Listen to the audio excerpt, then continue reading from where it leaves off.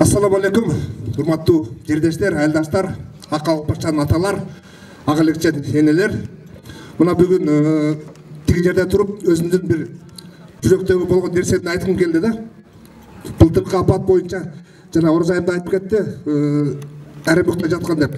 Ошол Оренбургда 20 жылдан бери 22 жылдан бери жашаган Талай деген бала болом. Ошол жерде кыйын маселе жаралды.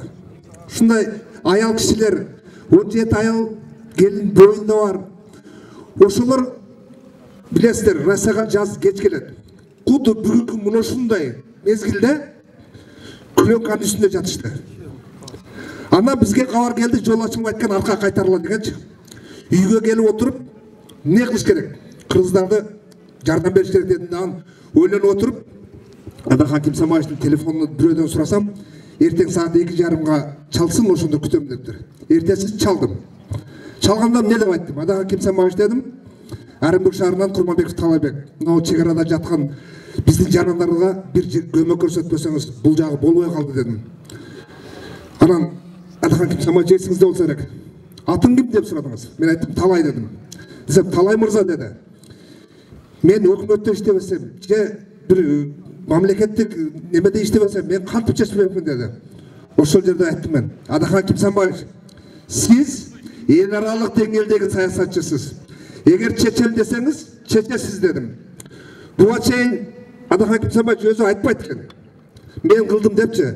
Бирок ошону айтып койгум келди да. Адахан Ким Самаевич ошол жердеги жаткан кыргыздардын проблемасын чечкен.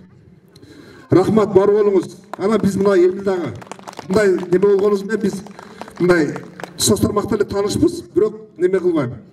Адахан Ким Самаевичтей чыган, элин ойлогон инсандарды колдоп алат деп ойлойм. Жылга келгенде талаш болчу. Тигиндей мындай деп. Быйыл элдин көз карашы башка экен. Адаханага айдап келбесек болбойт экен деп калыптыр. Элде үмүт пайда болуптур. Бар болуңуз Адахан Ким Самаевич. Мына азыр Куршапта Талай деген жигит кайрылды. Оренбургда жана кыргыз жигиттерибиз, кыздарыбыз ушундай сыздын үстүндө калып кеттиле дейт. Москвадан келатып, казактар чек араны жапты, бул жака өткөрбөй койду. Эче 1000 жигиттер, кыздар ушул жерде. Канча аял кош бойлуу ошол жердегисин баарын санап айтып берди. Себеп өзү чапкылап жүргөн экен. Бүгүн биринчи жолу көрдүм ошол Талай деген азаматты. Баракелди дедим, азамат. Бирок ага айттым мен. Мен ким катарында кайрылып атасың мага? Мен көчөдө жүргөн бир 3 миллион жумушсуз кыргыздын биримин го дедим.